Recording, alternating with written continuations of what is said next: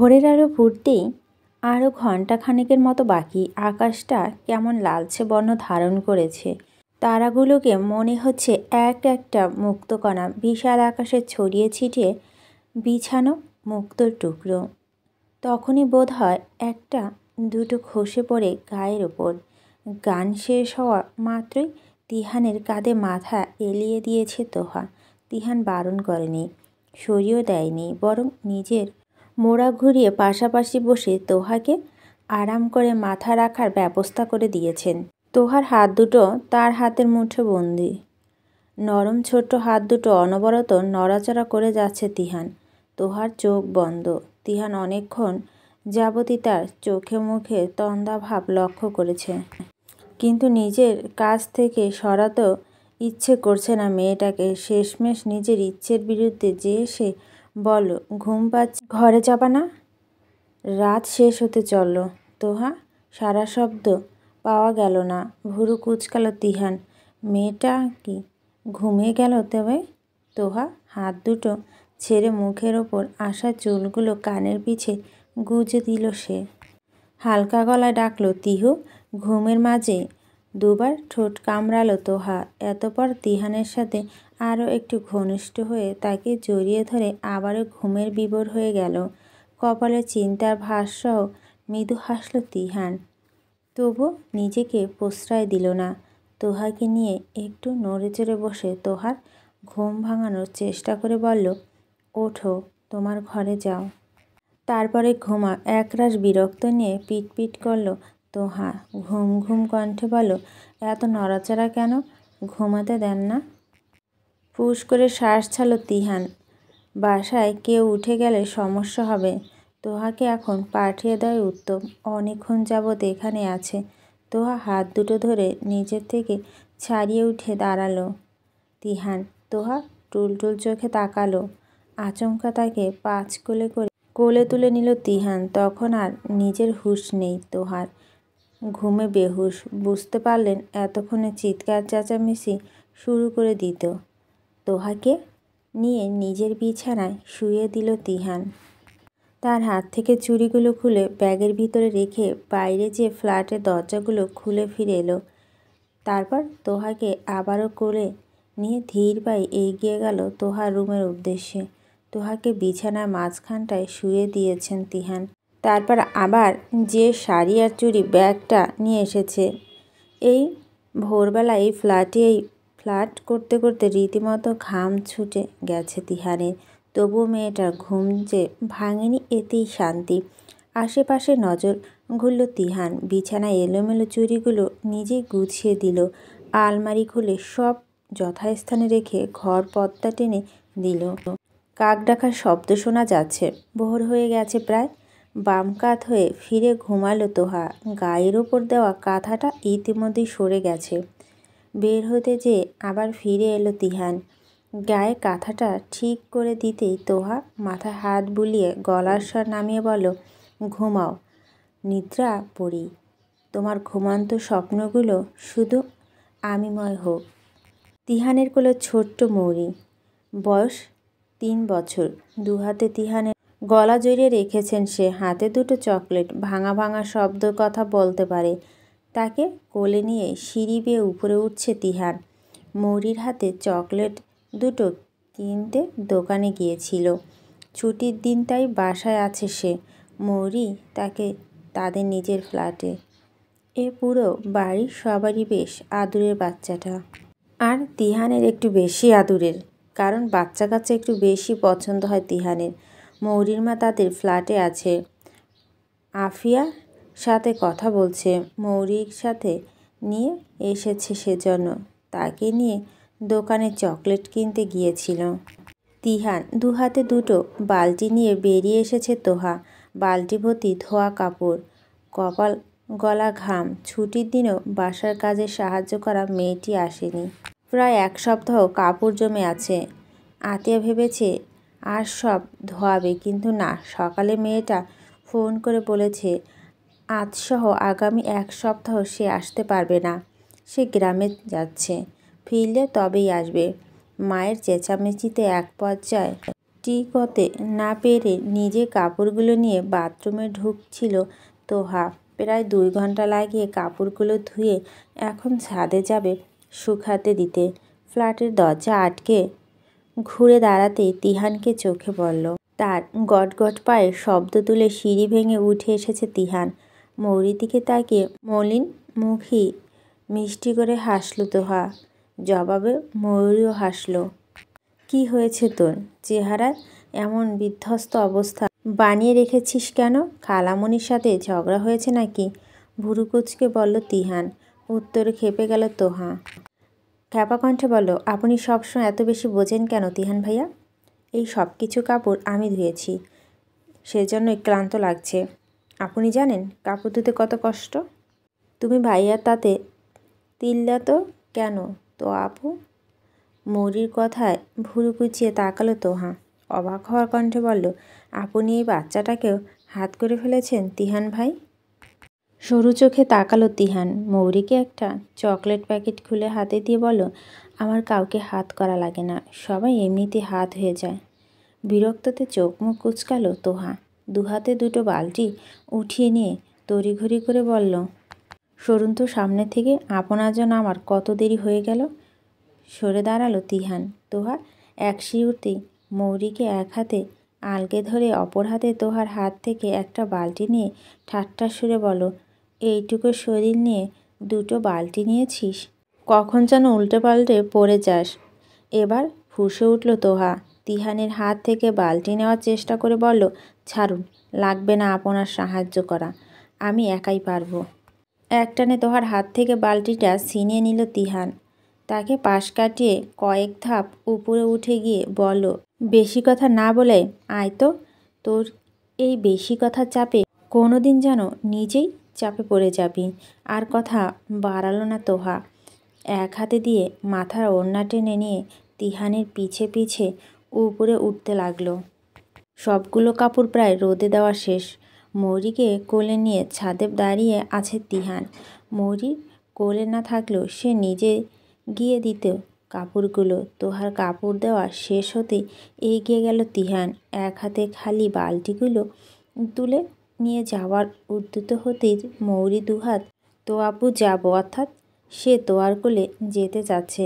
আর চোখে তাকালো তিহান। তোহা তখন ব্যস্ত ওড়না দিয়ে মুখের ঘাম মুছে নিতে পারবি ওকে? গলা ঝেড়ে বলল তিহান। দিন বলে হাত বাড়িয়ে দিল তোহা। তৎক্ষণাৎ তার কোলে লাফিয়ে এলো মৌরি। তোহা হাসল।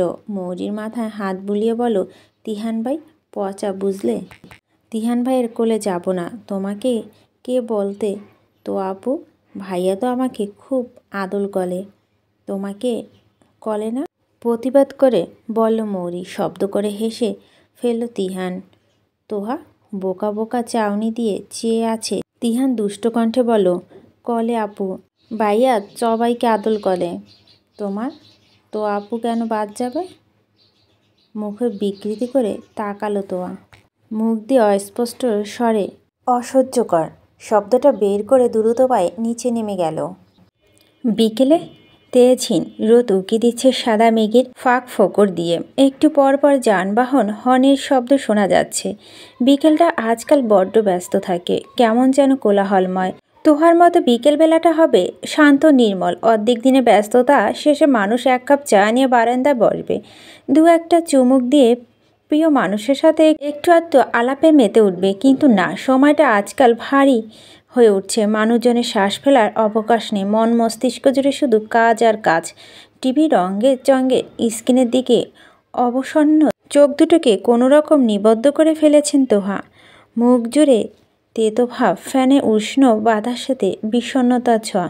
পাশে আতিয়া বসে আছে, তার দৃষ্টি উৎসুক, গভীর মনোযোগ আর প্রাণবন্ত মন নিয়ে বাংলা নাটক দেখছে সে। ড্রয়িং রুমে তার ব্যতীত তৃতীয় কোনো ব্যক্তি অস্তিত্ব নেই। তোহা বাবার ঘরে ঘুমাচ্ছে, আর তুর্য ঘণ্টাখানেক আগে কী কাজে যেন বেরিয়েছে।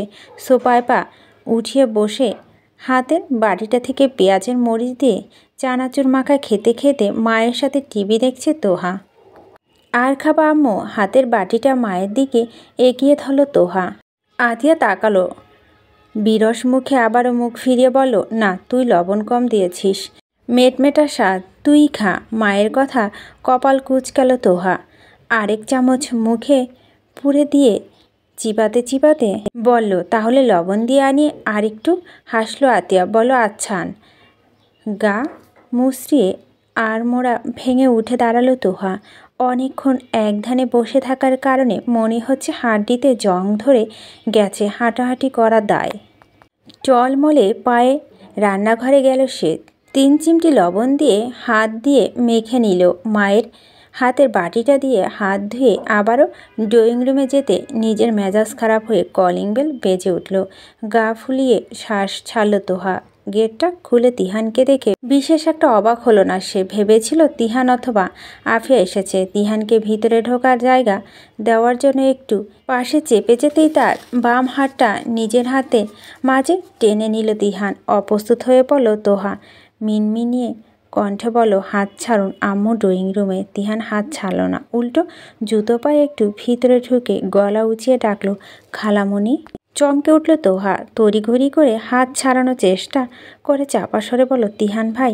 এর মাঝে ফিরে তাকালো আতিয়া। তিহানকে দেখে মুখে হাসি টেনে বলল, বাহ বাবা, কিছু দরকার? তিহুকে একটু আমার সঙ্গে নিয়ে যাই খালামণি।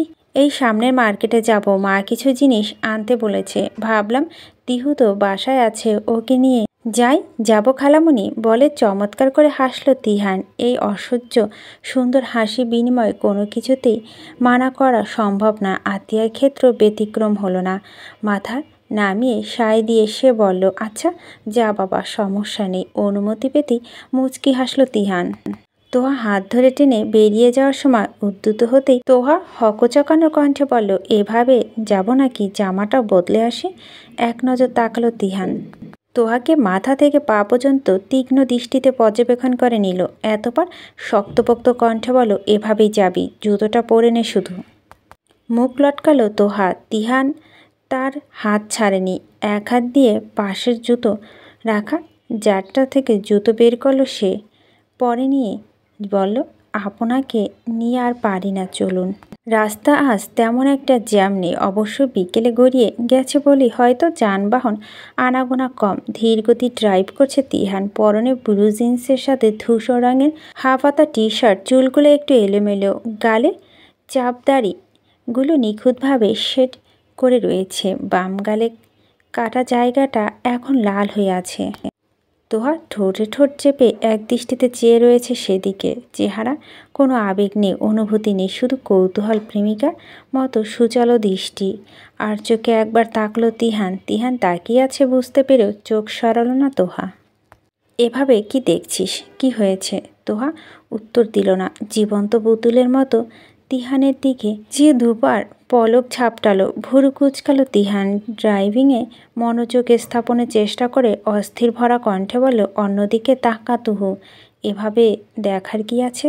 শুকনো গলায় ছোট্ট করে একটা ঢোক গিলল তোহা।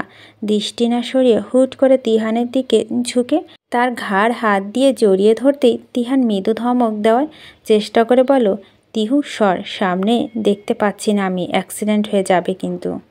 তিহানের বাধা নির্দেশ শুনলে না তোহা। কিছু না ভেবেই আচমকা এক অদ্ভুত কাজ করে ফেলল সে। মুখ নামিয়ে চোখ বন্ধ করে আলতো স্পর্শে তিহানের বাম গালে বাদামি তেলটা ঠোঁট ছুঁয়ে দেয়। প্রচণ্ডভাবে চমকে ওঠে তিহান।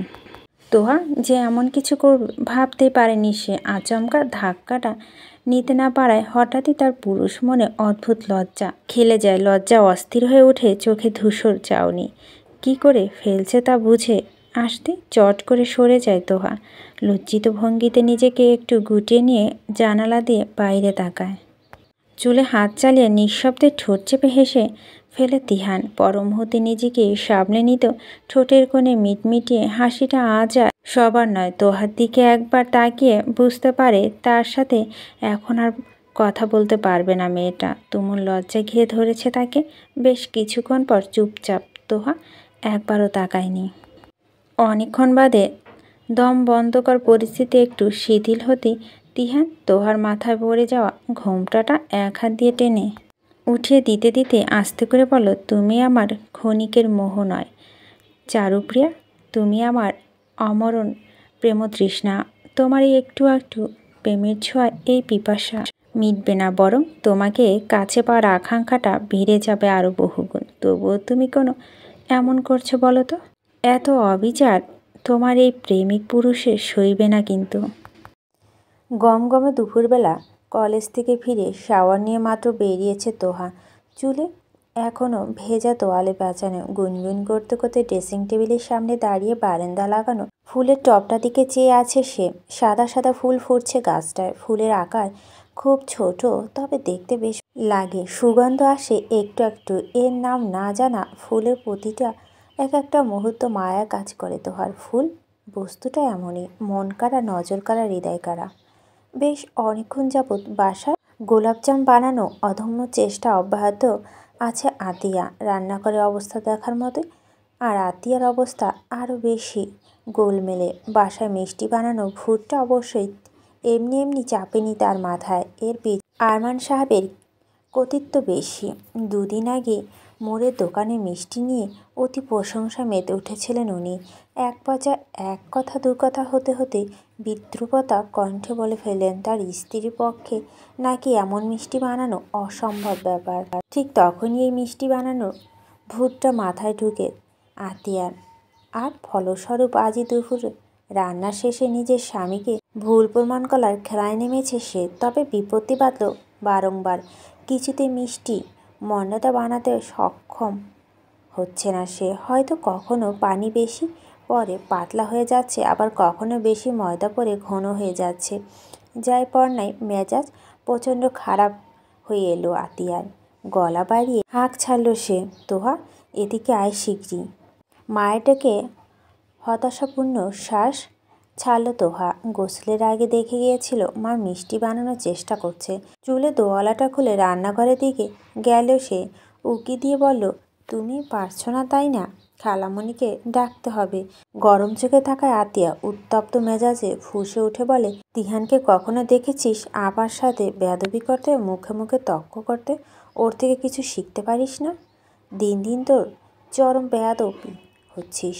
খালি মায়ের মুখের ওপর কথা বলা। যা আপাকে ডেকে নিয়ে আয়। মায়ের তিক্ত কথা মনটা হঠাৎ খারাপ হয়ে গেল তোহার। যদিও সে জানে মা এগুলোর আগে বসে বলেছে, তবু তার মনটা তো খারাপই হলো। মুখ ভার করে আতিয়া ডাকতে গেল সে। গেট খুলল তার খালু। হঠাৎ তিহানের বাবা আমজাদ সাহেব। খালুকে দেখে একটু হাসার চেষ্টা করলো তোহা। মিষ্টি করে বলল, খালামণি কোথায় খালু? আম্মু ডাকছিল একটু। আমজাদ হাসলেন। পথ ছেড়ে বলেন, ভিতরে আয় মা, তোর খালামণি তো তিহানের ঘরে, তুই ডেকে নে। মৃদু গতিতে মাথা নাড়িয়ে ভিতরে ঢুকলো তোহা। নিজের দরজাটা আটকে দিয়ে তিহানের ঘরের সামনে যেতেই লক্ষ্য করলো মেঝেতে বসে আছে তিহান, আর উপরে বিছানায় বসে তার মাথা তেল দিয়ে দিচ্ছে আতিয়া। আরামে চোখ বন্ধ করে রেখে তিহান তার উপস্থিত টের পায়নি। আঙ্গুল দিয়ে হালকা করে দরজায় টোকা দিল তোহা। দরজা মিলে তাকালো তিহান, তাকালো আফিয়াও। তোহার দৃষ্টি আফিয়ার দিকে স্থির করে ছোট মুখে বলল, আম্মু তোমাকে ডাকছে খালামণি।